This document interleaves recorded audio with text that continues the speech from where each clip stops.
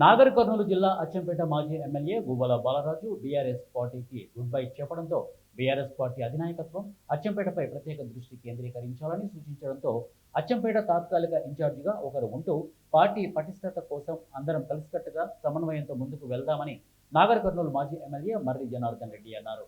అచ్చంపేటపై అధినాయకత్వం ప్రత్యేక ఫోకస్ పెట్టడంతో పట్టణంలో బీకే ఫంక్షన్ ప్రైవేట్ హాల్లో ముఖ్య కార్యకర్తల సమావేశం నిర్వహించారు.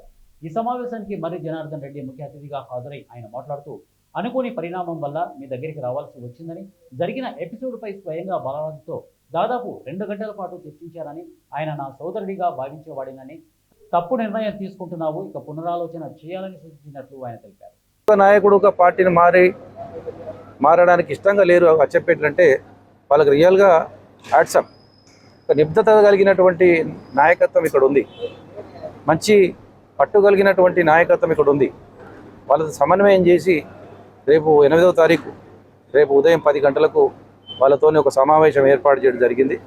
అందుకు కార్యకర్తలందరూ అచ్చంపేటలో ఉన్నటువంటి బీఆర్ఎస్ సైనికులందరూ ఇదే ఆహ్వానంగా, ఎందుకంటే టైం లేదు, అందరికీ సమాచారం ఇచ్చేంత టైం లేదు కాబట్టి ఇదే సమాచారం వాట్సాప్లో కానీ ఫేస్బుక్లో కానీ టీవీ ప్రసార మాధ్యమాల్లో కానీ తెలుసుకొని అధిక సంఖ్యలో రేపు ఉదయం 10 గంటలకు ప్రతి బీఆర్ఎస్ సైనికుడు హాజరు కావాల్సిందిగా అభ్యర్థిస్తున్నాను.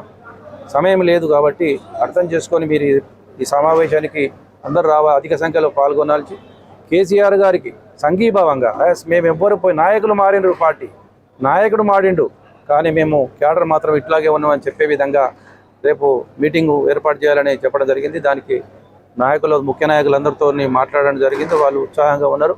తప్పకుండా అన్ని మండలాల నుంచి అధిక సంఖ్యలో పాల్గొనడానికి వాళ్ళందరూ వచ్చే విధంగా మాట్లాడారు. కాబట్టి ఒకటి, నాయకులు 10 సంవత్సరాలు 15 సంవత్సరాలు పార్టీ మనం ఎవరో తెలియనప్పుడు పార్టీ బీఫామ్లు ఇస్తుంది, వాళ్ళ లీడర్షిప్ చేస్తుంది, వాళ్ళ నాయకత్వాన్ని బలపరుస్తుంది, వాళ్ళ నాయకత్వాన్ని రాష్ట్రానికి తెలియజేసే విధంగా పార్టీ పునాదులు వేస్తుంది.